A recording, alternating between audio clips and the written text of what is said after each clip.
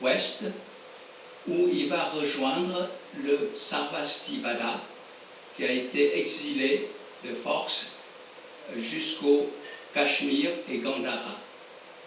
Alors, le Cachemire et le Gandhara sont deux régions voisines qui faisaient partie des mêmes États autrefois.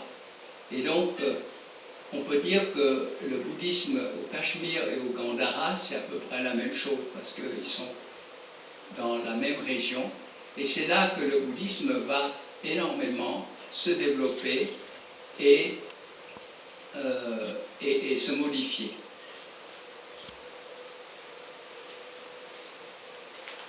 Le bouddhisme au Gandhara a existé du 2e siècle avant Jésus-Christ jusqu'au 8e siècle, c'est-à-dire jusqu'à l'invasion musulmane.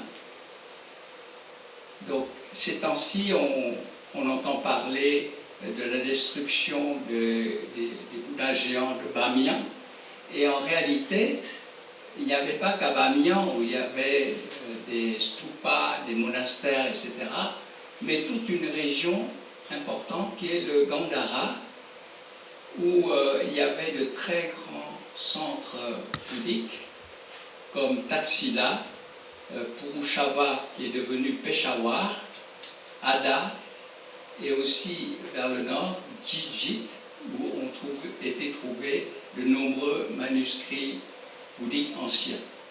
Donc toute cette région a été le siège du développement du bouddhisme pendant plus de 10 siècles. Ici, entre l'Indus, la rivière Kaboul et son confluent, son affluent, pardon, la rivière du Swat. Donc dans toute cette région, on découvre énormément de monastères. Vous voyez, tous ces petits points-là sont des endroits où on a trouvé des monastères, des stupas, etc. Donc il y a toute une civilisation basée sur le bouddhisme qui a existé pendant plus de 10 siècles. Là, par exemple, je vous montre simplement 2 photos des ruines de monastères de Tati-Bahi dans le Gandhara et le Mes Anak dans l'Afghanistan. C'était des zones où il y avait encore des ruines de monastères qui sont très importantes. On voit ici aussi des statues, des bas-reliefs représentant le Bouddha. Alors ici, c'est le Bouddha et Mara. Ici, c'est le Bouddha qui est au milieu, entouré de Avalokiteshvara, qui est le bodhisattva de la compassion, qui est devenu le Kuan Yin ou Kuan Âm en vietnamien, Kuan Yin en chinois, qui était sous la forme d'un homme. Avalokiteshvara était un bodhisattva homme, et quand il est arrivé en Chine, il est devenu femme. C'est devenu sous la forme d'une déesse de la compassion, parce que probablement les femmes sont plus compassionnées que les hommes. Un point pour vous, mesdames. Et à gauche, à droite, pardon, du Bouddha, c'était Maitreya, c'est-à-dire, on appelle ultérieurement le Bouddha de l'avenir, Zila. Et en fait, dans les représentations au Gandhara, il n'était encore que Bodhisattva, c'est-à-dire le saint. En définition, pour les personnes qui ne connaissent pas bien les définitions des personnalités bouddhiques, le Bouddha, c'est celui qui est pleinement éveillé, hein, qui est à la fois délivré de toutes les souillures, des afflictions du monde, et qui est éveillé entièrement, c'est un Bouddha. Alors qu'un bodhisattva, comme son nom l'indique, bodhi veut dire éveillé ou éveil, et sattva veut dire être vivant, être sensible. Donc bodhisattva, c'est un être éveillé. Mais il n'a pas voulu sortir du samsara pour aller dans le nirvana tant qu'il y a encore des gens qui souffrent. Donc Le bodhisattva, c'est l'être éveillé, mais qui fait le vœu de rester accompagné et d'aider les autres êtres vivants. Et on verra que l'apparition des bodhisattvas est quelque chose de tout à fait nouveau par rapport au bouddhisme ancien, originel, où il n'y avait pas de bodhisattva.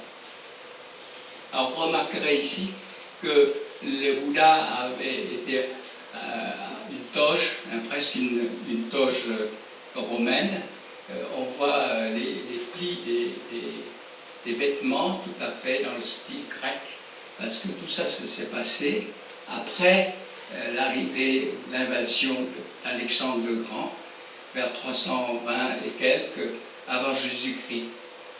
Et ça a entraîné un grand choc civilisationnel, ou une fusion, si on veut dire autrement, une rencontre, disons, entre l'Orient et l'Occident, et avec la statuaire grecque qui est arrivée et qui a énormément changé les choses, parce qu'auparavant, le Bouddha n'a jamais été représenté humainement, mais il y avait des sculptures simplement avec au maximum une image de main de Bouddha ou de pied de Bouddha, mais c'est tout. Sinon, c'est un arbre de Bodhi qui est le plus souvent représenté, mais on ne représentait pas le Bouddha sous des traits humains.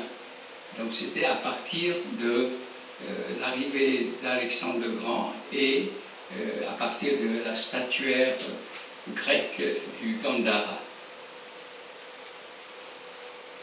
Alors ça c'est un peu, oui.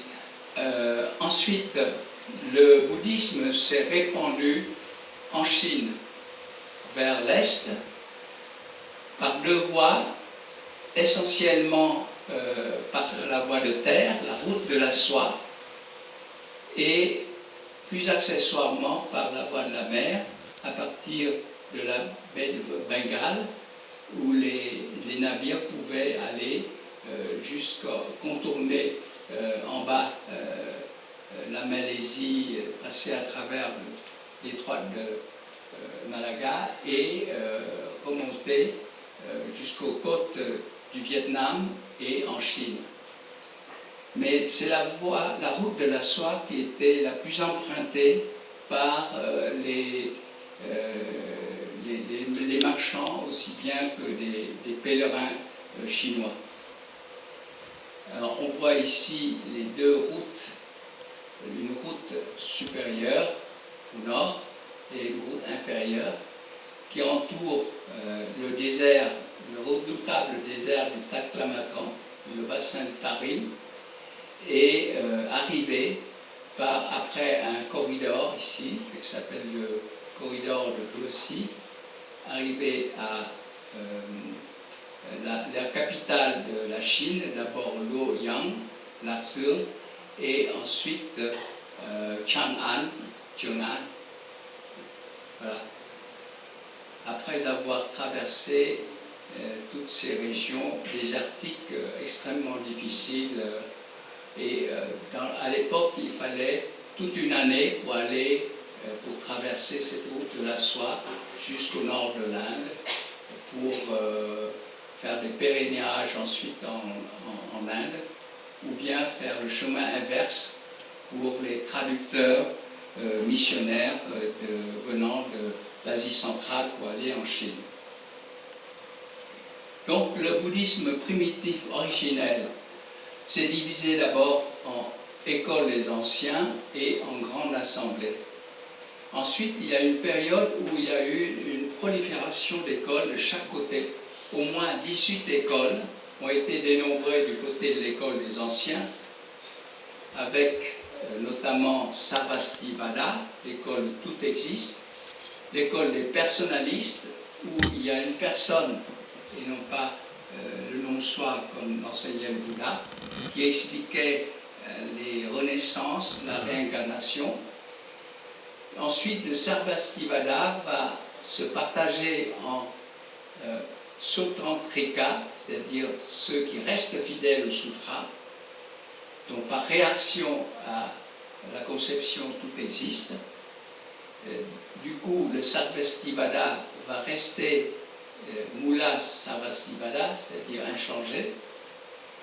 l'école des anciens va donner aussi directement, sans beaucoup de modifications, en Theravada, comme je vous ai dit tout à l'heure, et qui persiste à l'heure actuelle, alors que la Grande Assemblée, qui a compté presque autant d'écoles, a compté comme école importante le Lokottaravada, c'est-à-dire l'école des transcendantalistes, où le Bouddha prend une forme transcendantale.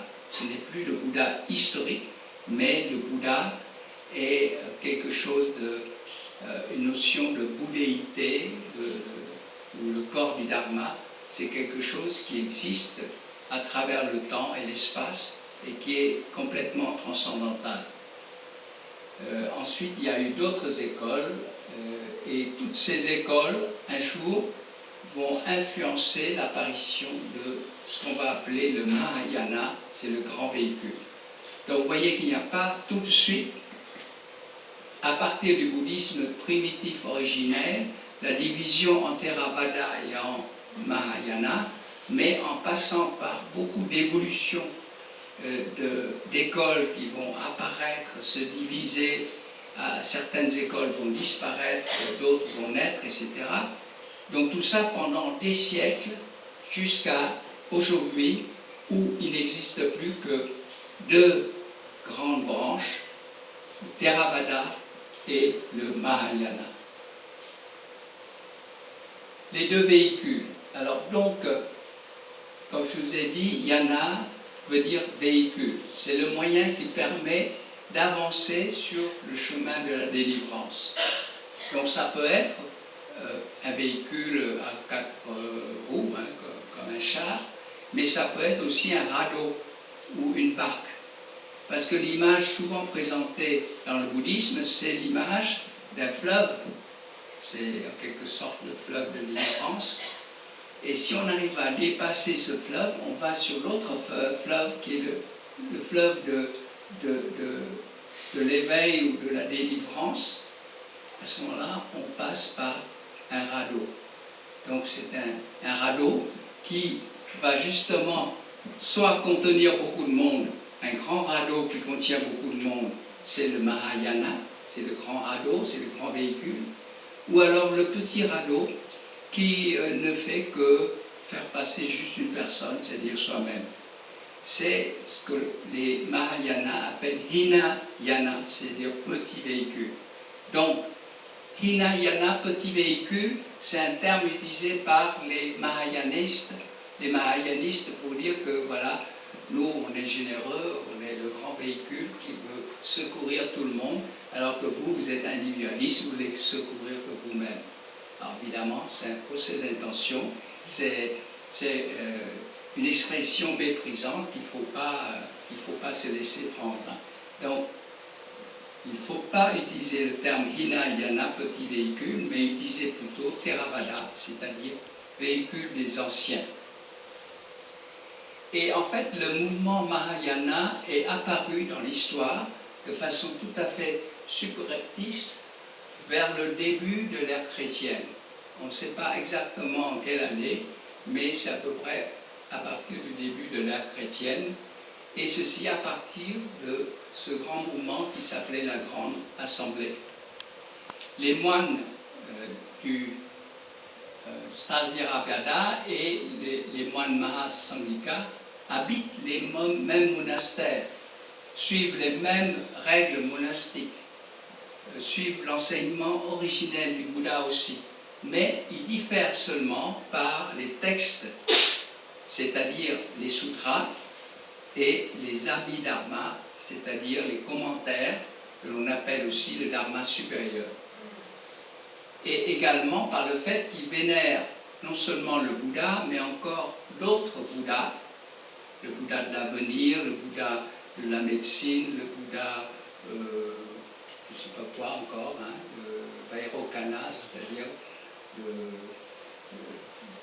du diamant, je ne sais pas quoi, voilà, et aussi des bodhisattvas, beaucoup de bodhisattvas. Et lorsque Xuanzang, c'est-à-dire Yuancha et Yi Qin y étaient, ce sont des pèlerins chinois qui sont venus en Inde vers le 7e siècle. L'un est resté 17 ans et l'autre 25 ans en Inde. Ils ont fait un rapport très détaillé sur ce qu'ils ont vu en Chine et ils ont compté à peu près le même nombre de Mahayanistes et de Sthaviravadistes ou Theravada. Les gens qui on appelle ça Theravadines, c'est-à-dire les partisans du petit véhicule, à peu près le même nombre que les partisans du grand véhicule, vers le 7e siècle. Alors les sutras. Les sutras, par définition, ce sont les discours du Bouddha Gautama. Alors, dans le Theravada, ces sutras se trouvent dans la corbeille des sutras, qu'on appelle aussi le Nikaya. Nikaya, ce sont les sutras. Et tout ça est contenu dans le canon Pali. Le canon Pali comprend les 3 corbeilles et aussi certains textes divers. Je ne vais pas rentrer dans les détails, mais en gros, ce sont des textes en Pali, qui était la langue ancienne, très proche de la langue qu'utilisait le Bouddha. Le Bouddha parlait la langue du Magadhi, c'est-à-dire une langue parlée assez populaire de l'état de Magadha, et qui est très proche du Pali, qui est une langue qui est beaucoup plus répandue dans divers pays et qui ne sera, disons, en usage qu'à partir du IIIe siècle avant Jésus-Christ. Alors que les Mahayana sont tous des textes écrits en sanskrit. Alors parmi ces textes en sanskrit, il y a les Agamas, Aham en vietnamien, qui sont les équivalents des Nikayas, mais au nombre de 4 seulement au lieu de 5, et qui est une traduction, parfois un peu modifiée, des textes de Pali, du Pali en sanskrit. Donc on peut dire que les Agamas sont les textes qui sont les plus proches des textes du Theravada. Par contre, les autres que je vais vous citer sont tous très différents. À commencer par la perfection de sagesse, au Prajnaparamita, avec plusieurs versions. Alors, il y a une première version courte de 8000 vers, ce sont des textes en vers, et puis une version longue de 100 000 vers, et qui totalise à peu près 600 volumes. Donc c'est pour vous dire que pratiquement aucun, même érudit bouddhiste, n'a lu les 600 volumes du Prajnaparamita.